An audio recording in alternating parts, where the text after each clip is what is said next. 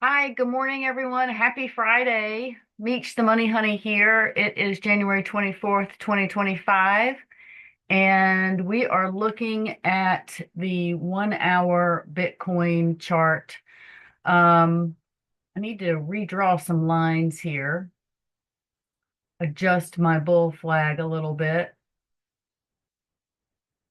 but that is what we're still looking at, essentially a bull flag. And we have, if we go just by this here, there we go. We have a bullish signal with price targets over this resistance level of 108,674. And I fully expect this thing to clear it and keep moving. We had the president sign an executive order for Bitcoin to become a strategic reserve. We're going to have a cryptocurrency strategic reserve for the United States. And this is a very bullish signal because it gives clues to other nations to start doing this. And I want to compare it to the arms race of the 80s. I mean, we're basically in a race of accumulating assets faster than other countries can do so. And that's really what it seems like to me is, we're going to be racing against other nations, against other states. We've got companies jumping in, adding it to their balance sheet. So I see nowhere but up for the cryptocurrency market overall. And with looser regulations, I think we're going to see a lot of money flooding into the space. So just keep an eye on this. It seems like we've kind of paused. If we want to zoom in a little bit. Oh, now on the 15-minute chart, we are actually printing a strong bullish candle. So that's great.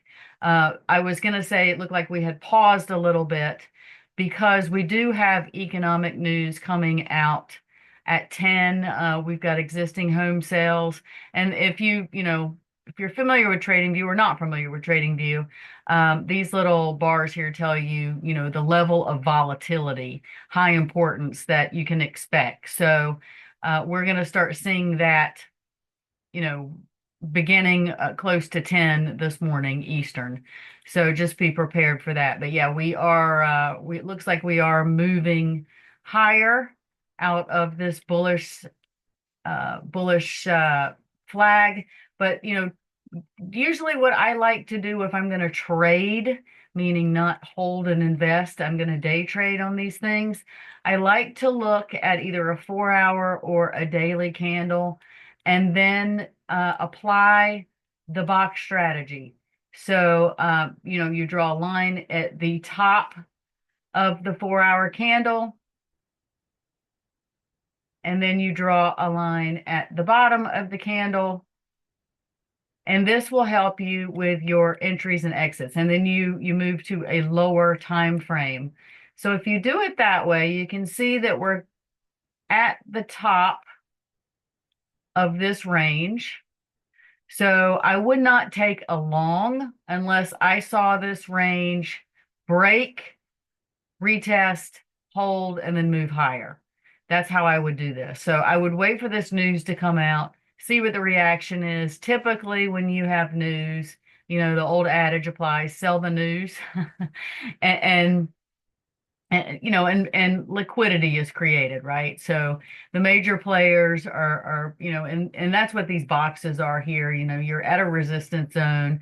There could be some institutional manipulation trying to accumulate some liquidity. So you could expect things to sell off quickly, come to the bottom of this channel, and then we start moving, or we're going through this last recent high, retesting, and then moving higher. Either way, we're up on the market, so that's a fantastic sign. You can also do this with the futures. Let's take a look. Currently down 123 points on the Dow, 14 points on the NASDAQ, and on the S&P, 7.5 points. I fully expect us to continue in that direction, just because we're seeing the money roll into the cryptocurrency space, especially with the fantastic news that we've had. So you can do the exact same thing with the futures, apply the box strategy. So go to a 4-hour chart, draw your lines, just like so. Zoom in on the 5 minute, and then you can see that we are in the middle of this range. So I would not be inclined to take a trade until I saw price reach the bottom of this range. And then, we're holding and moving back up towards the top of this range. Same with the top. If we're going to take a long, we would want for to price to break through this most recent high, test, rehold this level, and then continue to move forward. So that's what we're looking at for the day. If you are wanting to day trade, again, remember we have news, so that could affect what you're going to be seeing around 10 o'clock. You don't want to be in that volatility. But you can see we're not really having, super high percentages here. If you wanted to take a look at, let's just say this ticker ROK, um, you know, on this smaller time frame, let's zoom out a little bit. This is going to help us. We're slightly up. Well, 3%, that's, $9. That's pretty significant. So I'm guessing there's earnings that have come up, and that is driving the price higher. But again, I would apply the exact same strategy if I were going to trade this stock at all. I would want to be on the 4-hour chart. Price has jumped all the way up here. So I'm expecting that you're going to see some retracement back. That's something that I would want to watch. It's not even printing a candle. You're way up here. And we've hit the fifth resistance level. Remember, anything from statistics, typically you're seeing a standard deviation of 2 to the mean, but we've gone out 5. So that's pretty significant for this stock.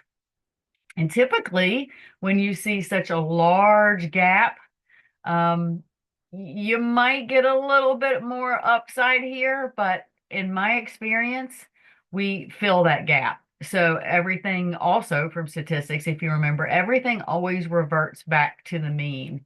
So, you would see you've got this huge gap fill right here.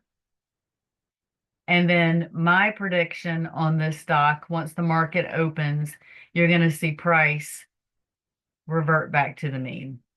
So if you were in this prior to the earnings announcement and you were able to catch some of that action, congratulations. I would be reluctant to take a long here. So that's my prediction on this. I could be very wrong. You really don't know what the market's going to do. So just be prepared for this thing to move drastically, I would think, in either way. Okay, gang, I'm going to go ahead and cut it right here. I just want to say happy trading out there. Make sure you set your stop losses. Good luck, and we will see you back here again on Monday. Take care.